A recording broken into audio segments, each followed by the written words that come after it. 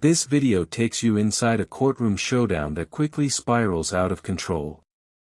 What starts as a routine hearing turns into a heated standoff when a self-proclaimed sovereign citizen, Mr. Haywood, appears before the judge after failing to report to jail for a 4-day sentence. Instead of explaining why he ignored the court's order, Haywood launches into a flood of bizarre claims, insisting that the court has no authority over him at all. He argues that his name is nothing more than a registered trade name, claiming the real defendant exists only on paper and not as a living person standing in the courtroom.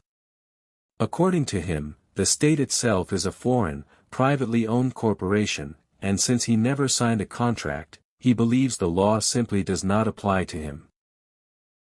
Things get even stranger when he claims he already tried to serve his jail sentence by delivering paperwork to the jail, saying that the defendant was on paper, not him. Throughout the exchange, the judge remains calm but firm, reminding Haywood that he already had a trial, represented himself, and was lawfully convicted. As Haywood continues to interrupt and even attempts to leave the courtroom, the judge issues a clear warning: walking out would mean a felony escape charge.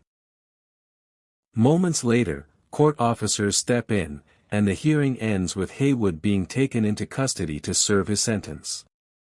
Okay, so you failed to appear for court multiple times in this case. Your Honor, just for the record, the named defendant is actual property, a registered trade name. And the case has also been certified as a fraud. I have court certified documents to prove that.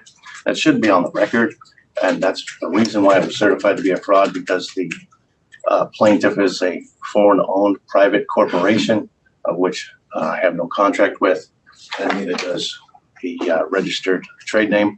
And the registered trade name has been used without authorization and permission, and there's an act of identity theft, and that's probably one of the reasons also why the state has acquiesced that both cases are a fraud. Let me add one more piece of information. I am a foreign sovereign with respect to the privately owned foreign corporation known as the state of Washington. Yes, on the 303 matter, Mr. Haywood was sentenced to serve 4 days in jail. He failed to report to the jail on June 29, 2023, and we're asking him to be taken into custody to serve that time. Objection, Your Honor. I actually contacted the jail to make special arrangements to deliver the defendant with the special arrangements to not damage the paper, and the jail refused. So I attempted to deliver the defendant, and objection, the state has no standing as they are representing a privately owned foreign corporation, and the prosecutor is not licensed to practice law in this country. Okay, so I think it's the 303 that he was convicted and ordered to do jail, and you believe that he didn't comply with jail, because there's a docket entry that said defendant complied with jail. Maybe that was an error. That was probably my attempt to deliver the defendant to the jail, but they refused. And just to clarify, the defendant only exists on paper, just as the plaintiff only exists on paper. The jail refused the paper, and here we are today. And the state still hasn't proven standing yet, by the way, as well. So, Mr. Haywood, it doesn't look like you did the sentence on the 303 matter, and so I am going to quash the warrant. However, I am going to have you serve that time. Okay, well, I'll deliver the paperwork to the jail. That's fine. I tried to once before, but they refused it. And just to clarify, I'm not the defendant. There is nothing on there, nor is there any testimony from anybody as first-hand witnesses under penalty of perjury that I am the defendant. And I've uploaded plenty of documentation to prove I'm not the actual defendant. That is a registered trade name, matter of public record, and registered with the state. So if you want me to serve some jail time, then we're going to need to change who the defendant is, because I'm not the defendant. All right. So can you upload a new commitment? Yes, Your Honor. And the reason they couldn't put my name on there as a defendant is because I'm a foreign sovereign with respect to the corporate entity known as the state of Washington, of which I have no contract with. Well, you had your day in court on the 303 matter. You had a trial. You represented yourself. or the defendant, whichever way you want to say it, but you represented the defendant yourself, and you were convicted, and you were ordered to serve 4 days in jail. You didn't do that. And so The defendant was ordered to serve 4 days in jail, and I attempted to deliver the defendant to the jail, but the jail refused. okay, well, I'm going to make sure that they don't, because I've done a new commitment for you today so that they won't refuse for the defendant to serve that time. You're going to serve those 4 days, and then you'll be released, and nothing more will happen on that 303 case. You'll be done. And then this case will be heard August 24th at 10:30 in the morning. If you change your mind about representing yourself, then you can ask for help if you want it. If you don't want help, we don't have to have it. So we'll see you in August. I'm going to have you take a seat right over there. I won't be here for the defendant August 24th. Would you like me to deliver the defendant to the jail? I would like you to sit over there. Sonia Sesko, customer 231022402. Mr. Haywood, sit down. Am I obligated to follow these rules? You are going to sit down right now. Do you have any jurisdiction? I don't believe you have any jurisdiction's been proven yet. Please sit down. Are you threatening me with violence? I'm asking you to sit down. You only have authority over the defendant. He has no authority. What are you doing? Mr. Haywood? You escaping? I got things to do. No, sir. What? You are in custody right now. If you leave the courtroom, it's a felony escape. That's a felony to put me in custody because you have no authority or jurisdiction or standing. You got some proof of that? Okay, well, we are all being recorded, so if you leave this courtroom, it'll be a felony escape charge. Your choice. Okay, well then, I guess in the best interest of peace, in regards to your violence, I will go ahead and relax for a minute, but let's get with it. I got things to do.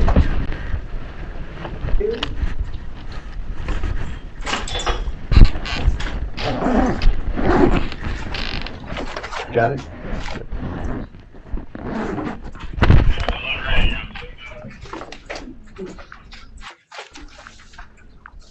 What was that just thrown? Car keys. Do you know that person? Yeah, they're my boys. Okay. All right. So thank you. Mr. Haywood has been very disruptive. He tried to leave the courtroom once he was placed in custody. Into custody, please. I just need to see the name. I just need to see the name of the person. Okay, that's not me. That's the problem here. Our Sanborn's matter. We're here today on That's not me. compliance issue. The name is saying it, but that's my registered trade name. I got all that documentation right here. Okay, good. We're You want gonna take care of it? it. Okay. Yeah. Well, this is the defendant technically. If you want that, I can go with you, put everything private. Hold on 1 second. Well, that's taken care of. We can figure it out and get the right name. Did she file a notice of appearance? I will make sure that she does, Your Honor. Okay. Yeah, sorry, I haven't had enough coffee yet today. So yeah, no, you've got Ms. Bradshaw, so that's fine. You don't need to do those forms. But she does need. This courtroom video opens with a situation that should have been simple. The defendant, Mr. Haywood, is not here for a new trial, not here to argue evidence, and not here to debate facts. He is here for one very basic reason. He failed to report to jail to serve a 4-day sentence that was already ordered by the court. A short sentence, a clear instruction, and yet, the moment Mr. Haywood begins speaking, it becomes obvious that this hearing is going to be anything but routine. From the very start, Mr. Haywood makes it clear that he does not recognize the authority of the court. He doesn't deny that a sentence was ordered. He doesn't deny that he didn't show up to jail. Instead, he launches straight into a familiar set of claims often associated with so-called sovereign citizen ideology. According to him, the court is not dealing with a real person at all. He insists that the name written on the court documents is a registered trade name, a legal entity that exists only on paper, and not the living, breathing man standing before the judge. As he speaks, he repeatedly separates himself from his own identity. He refers to the defendant as if it's a completely different being. In his mind, the defendant is property, paperwork, a legal fiction created by the government. He claims that he, the man, is simply appearing as a third party with no obligation to answer for what that entity has allegedly done. The courtroom listens as he attempts to redefine reality itself, hoping that wordplay can somehow erase a criminal conviction. The judge allows him to speak, but the patience in the room is measured. This is not the first time the court has heard these arguments. The judge reminds him that he already had a trial, that he chose to represent himself, and that the jury reached a verdict. None of that disappears simply because he now rejects the outcome. But Mr. Haywood isn't interested in responding to those facts. He keeps circling back to jurisdiction. He claims he is a foreign sovereign, and he describes the state of Washington as a privately owned foreign corporation. According to his theory, because he never signed a contract with this corporation, its laws do not apply to him. Traffic laws, criminal laws, court orders, in his view, all of them are optional unless he consents. It's an argument that sounds complex on the surface, but collapses the moment it meets real law. The judge calmly explains that jurisdiction does not come from contracts or consent. It comes from geography and law. Mr. Haywood committed an offense within the state, was tried within the state, and was sentenced within the state. Whether he agrees with that system or not is irrelevant. But Mr. Haywood refuses to accept that answer. He talks over the judge, repeats himself, and insists that the court is committing identity theft by using his name. Then comes one of the most absurd moments of the hearing. When asked why he failed to report to jail, Mr. Haywood claims that he actually tried to serve his sentence. According to him, he went to the jail and attempted to deliver the defendant. Not himself, but the paperwork. He says he offered the jail staff documents representing the legal entity, believing that this fulfilled the court's order. Unsurprisingly, the jail refused to accept paperwork in place of a human being. The courtroom absorbs this explanation in stunned silence. The judge doesn't raise their voice. There's no visible anger, just a firm recognition that the defendant is either profoundly misunderstanding the law or deliberately attempting to manipulate it. The judge explains, again, that jail sentences are served by people, not documents. 4 days means 4 days in custody. There are no loopholes, no alternative deliveries, and no semantic tricks that change that. As the hearing continues, Mr. Haywood grows more defiant. He interrupts repeatedly, challenges every statement, and demands proof of authority that does not exist in the way he demands it. He refuses to answer direct questions, instead responding with more theories about sovereignty and corporate courts. The tension in the room builds, because it's clear that this conversation is going nowhere. Eventually, the judge reaches the inevitable conclusion. Since Mr. Haywood failed to report to jail as ordered, the court issues a new commitment order. The 4-day sentence still stands, and it will be served immediately. This is not presented as punishment for his speech or his beliefs, but as enforcement of an existing sentence he already owed. At that moment, Mr. Haywood appears to realize that his arguments have failed. Instead of complying, He gathers his belongings and attempts to walk out of the courtroom.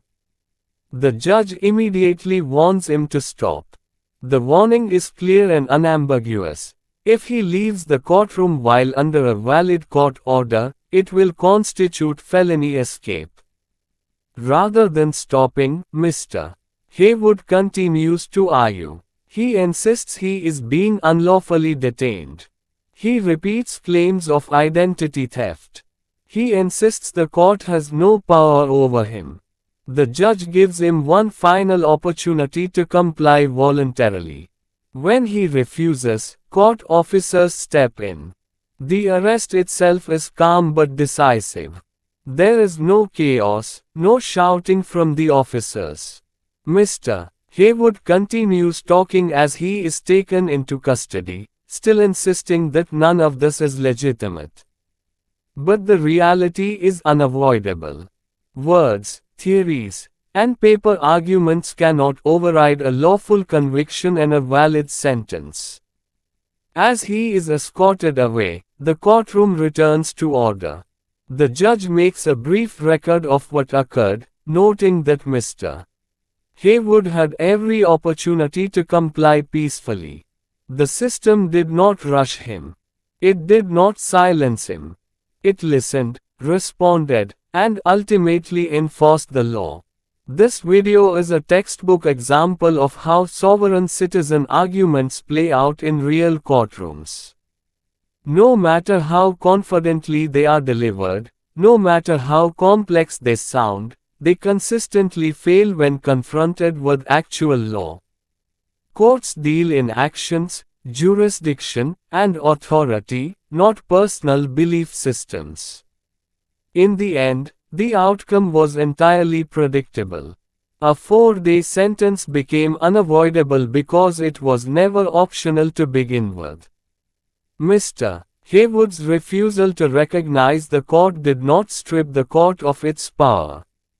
It only delayed the inevitable moment when enforcement took over. And that is what makes this courtroom exchange so striking. Not the shouting, not the arguments, but the contrast between fantasy and reality.